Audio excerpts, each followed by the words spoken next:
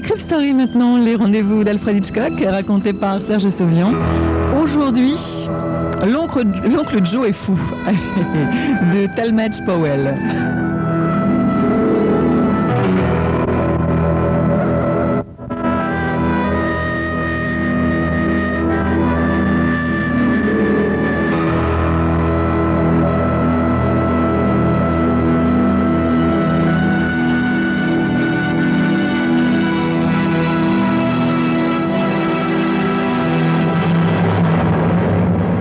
Sur la plage privée de l'oncle Joe, au bas de sa luxueuse villa, Rena et Bill se font dorer sous le soleil de Floride.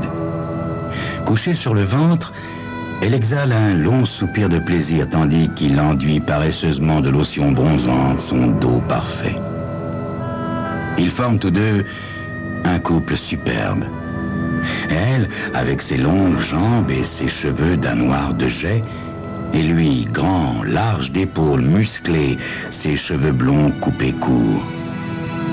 Le regard fixé sur la vaste demeure en briques vernissées aux immenses baies vitrées qui les surplombent, Bill déclare: il prend vraiment mal la mort de tante Louise. Il est encore resté enfermé toute la journée dans sa chambre aujourd'hui. Mais c'est si tragique, dit Rena, que ce soit ton oncle qui conduisait la voiture quand ils ont eu cet accident où sa femme a été tuée. Le pauvre s'estime responsable. Il regrette de ne pas être celui qui y est resté. La bouche de Bill se crispe dans une moue qui le vieillit d'un coup. Si ça avait été le cas, tu te rends compte de l'argent que nous aurions maintenant? Il n'a pas d'autres parents que moi.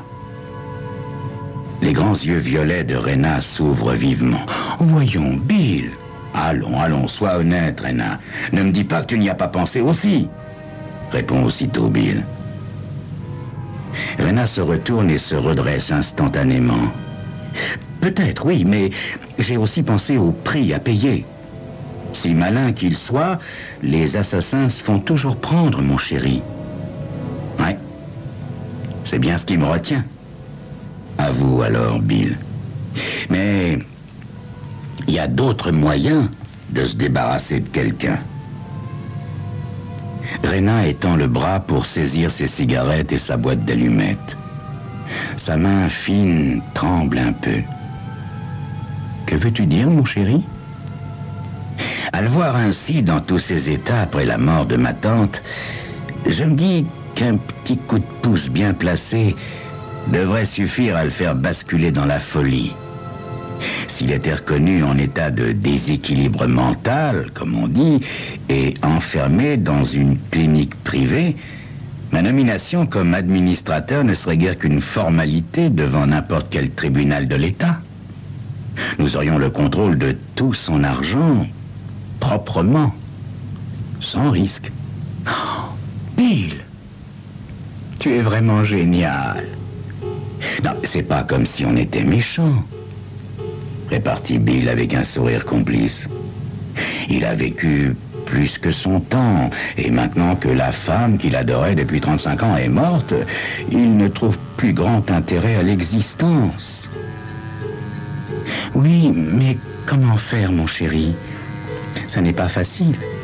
Sans doute, mais le jeu en vaut la chandelle.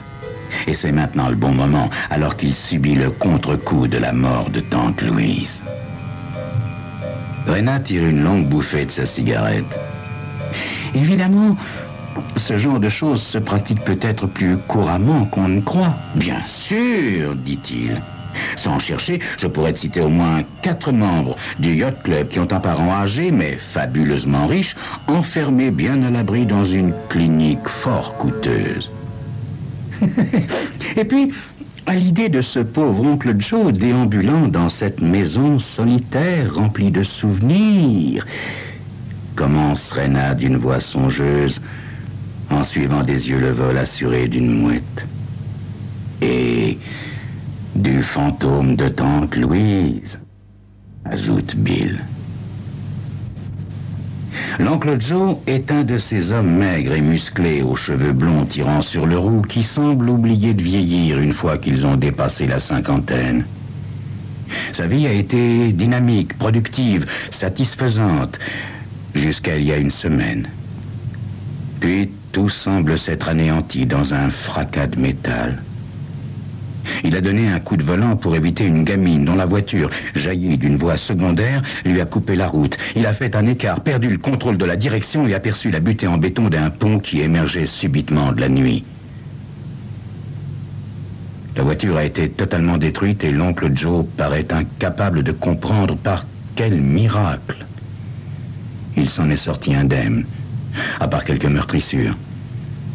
Alors que Louise, broyée, a perdu la vie. Quand Bill et Rena rentrent de la plage au coucher du soleil, l'oncle Joe est toujours dans sa chambre. Il n'en sort que vers minuit.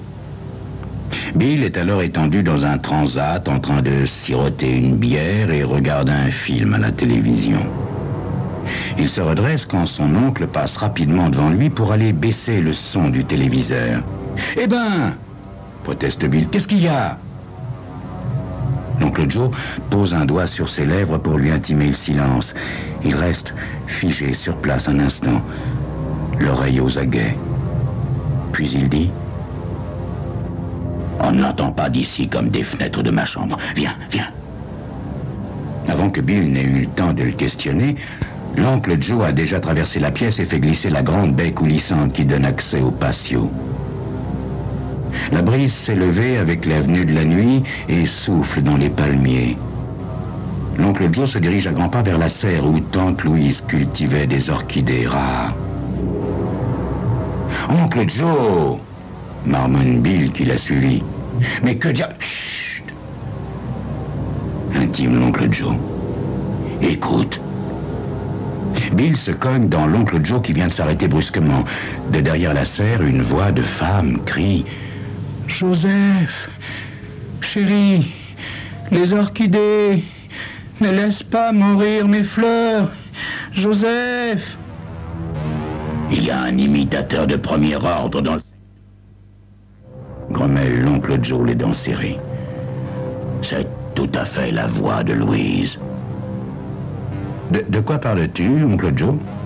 De la voix, naturellement. Écoute, la revoilà. En effet, de la pénombre monte une plainte grêle, une supplication désincarnée. Bill grimace quand l'oncle Joe lui saisit le bras. Bill, je suis absolument sûr que tu l'as entendu cette fois. Mais de quoi? Non, rien, oncle Joe. Seulement le vent. Bill effleure d'une main légère l'épaule de l'oncle Joe. Ah, tu devrais te détendre, mon oncle. Tu as du mal à admettre que tante Louise est bien morte, c'est tout. L'oncle Joe repousse d'une secousse la main de Bill, à qui il jette un regard surpris. Je me rends mieux compte du fait que n'importe qui, réplique-t-il. Je sais aussi que les morts ne viennent pas vous parler, mais bien sûr que non, acquiesce Bill. Du moins, pas de façon telle que n'importe qui puisse les entendre. L'oncle Joe continue à dévisager Bill, et ce dernier constate avec satisfaction que son visage est luisant de sueur. Bill, pourquoi prétends-tu n'avoir rien entendu? Mais je n'ai de fait rien entendu. Enfin, si ça peut te faire plaisir, mon oncle, je veux bien dire que j'ai entendu. Le regard de l'oncle Joe dérive vers les ombres de la serre. Il y avait quelqu'un là-bas, Bill. Mais qui donc, oncle Joe? Où est ta femme? Rena est dans sa chambre, évidemment. Tu en es bien sûr? Mais certain, répond Bill avec assurance. Elle avait la migraine. Elle est trop restée au soleil aujourd'hui aussi. Est-elle montée se coucher de bonne heure? Bill prend son oncle par les épaules. Allez, viens, viens, mon oncle, viens. Tu vas boire quelque chose et te détendre. Quand tu auras dormi un peu, tout ira mieux demain.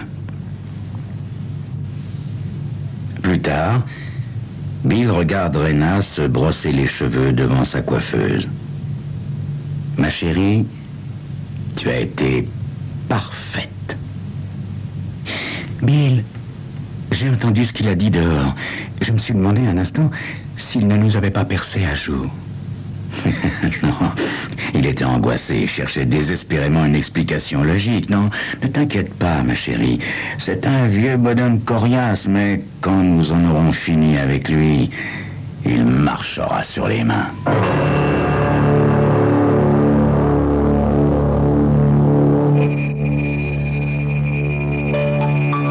Espérons pour ces diaboliques que Bill a raison. Mais parfois, la vie réserve quelques surprises. La suite de cette histoire d'ici quelques instants.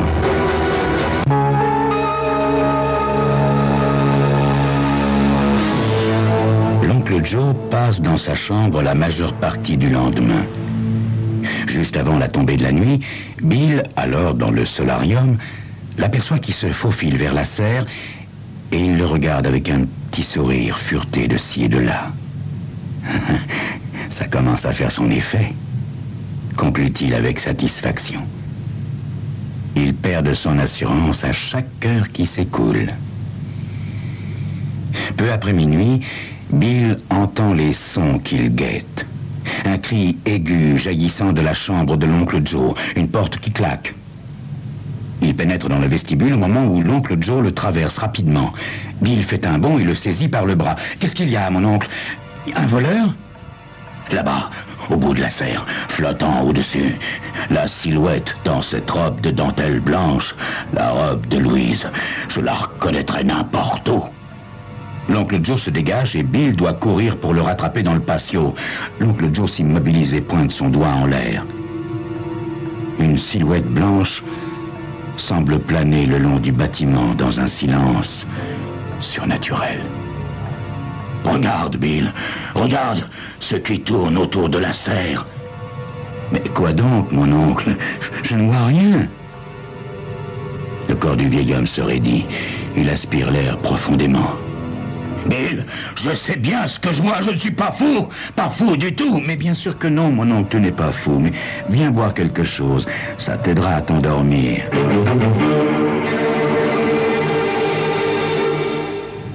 Une fois dans la cuisine, Bill prépare 2 cocktails bien tassés et en place un de force dans la main de son oncle. Puis, il meuble le silence en bavardant de choses et d'autres jusqu'à évoquer le docteur Ned Barringer, riche psychiatre et vieil ami de longue date de l'oncle Joe. Peut-être, poursuit-il d'un air innocent, peut-être ferais-tu bien de parler à Barringer de ses voix et de ses visions. Je n'ai pas besoin de Ned Barringer sur le plan professionnel, riposte l'oncle Joe. Je n'en ai jamais eu et je n'en aurai jamais besoin. Bill réprime un sourire. La vivacité de sa réaction prouve que l'oncle est bien angoissé. Brusquement, l'oncle repousse sa chaise et se précipite hors de la cuisine. « Mais qu'est-ce qu'il y a, mon oncle ?» demande Bill qui s'élance derrière lui. L'oncle Joe ne répond pas. Il traverse à grande enjambée sa chambre à coucher pour gagner le vestibule adjacent, ouvre d'un geste brusque la porte d'un placard et reste planté devant, les yeux fixés sur la robe de dentelle blanche.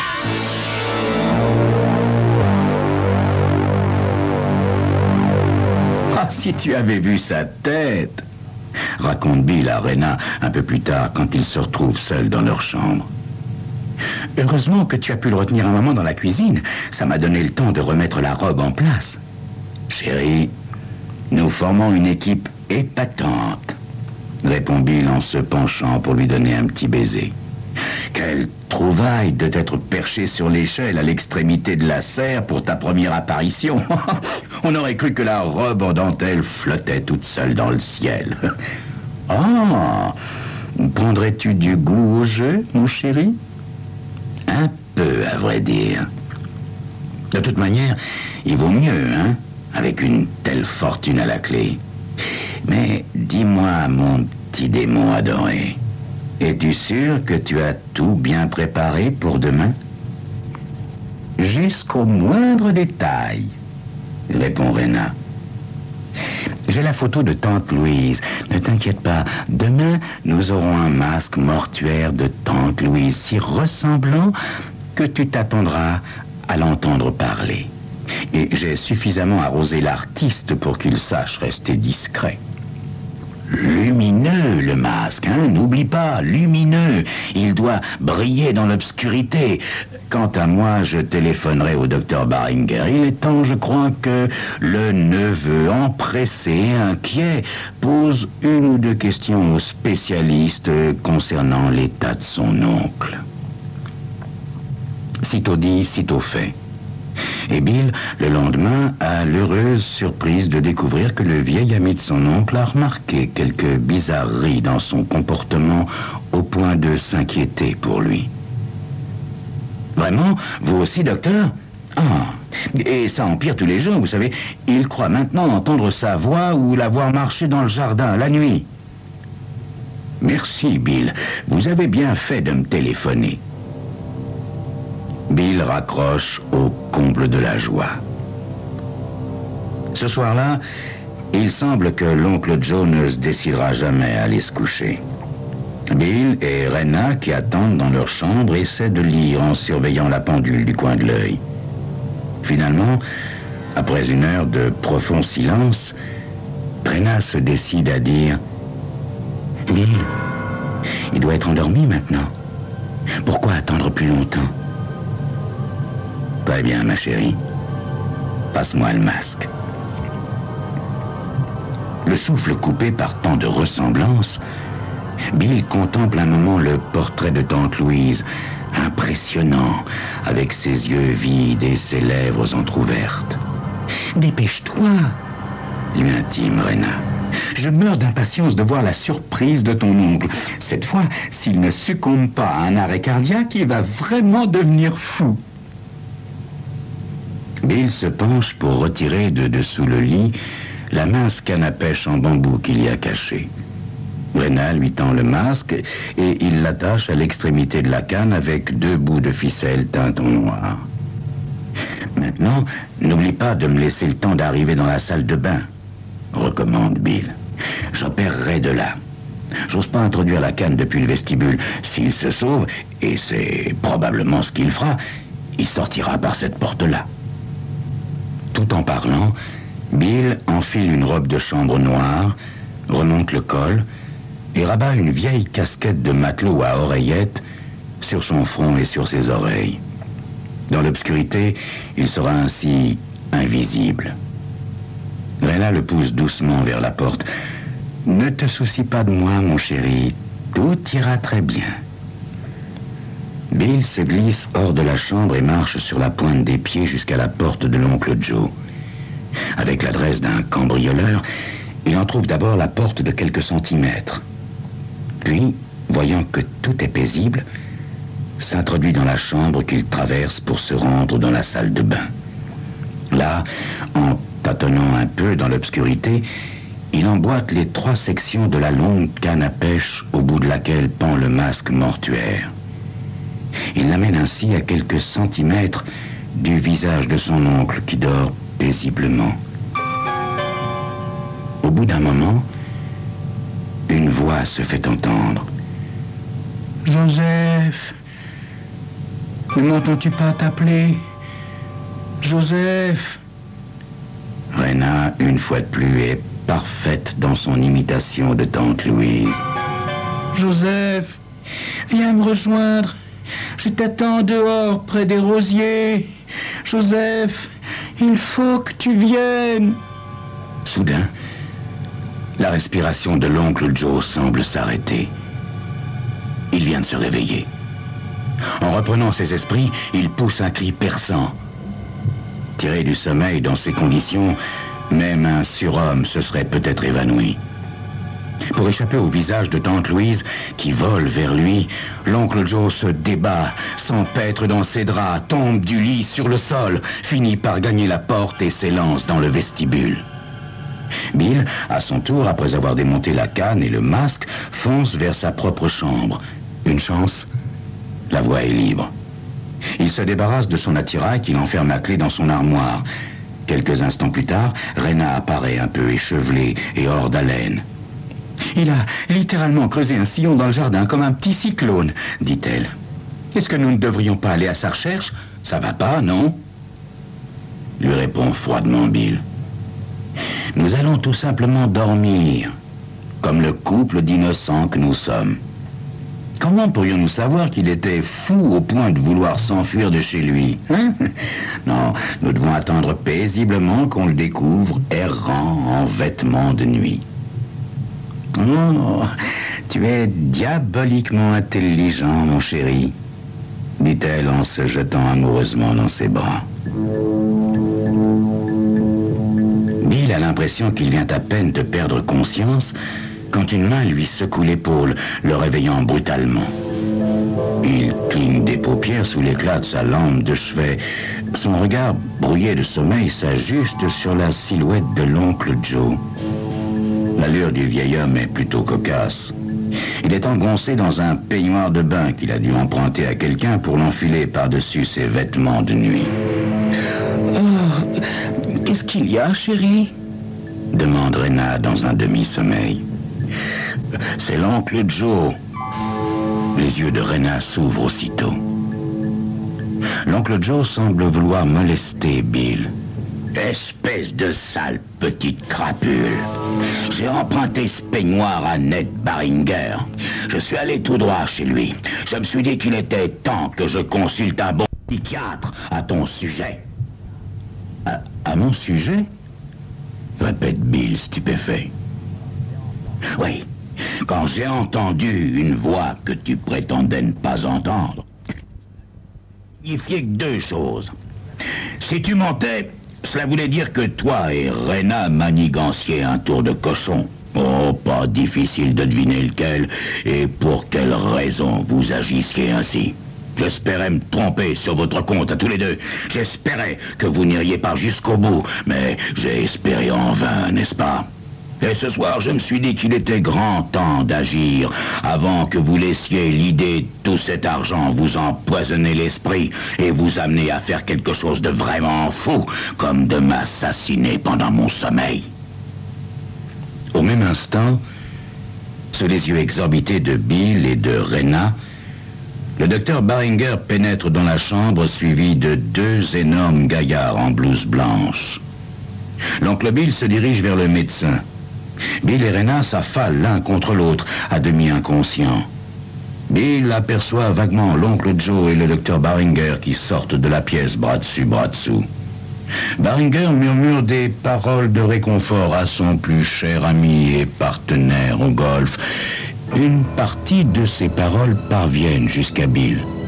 Rappelle-toi, Joe, que tu n'es pas le seul notable fortuné à avoir de jeunes parents maboules, casés confortablement dans une clinique privée discrète. Crois-moi, rien que dans notre bande de joueurs de golf, je pourrais te citer plusieurs noms, mais naturellement, tu le sais bien, je ne révèle jamais de renseignements d'ordre confidentiel concernant les familles.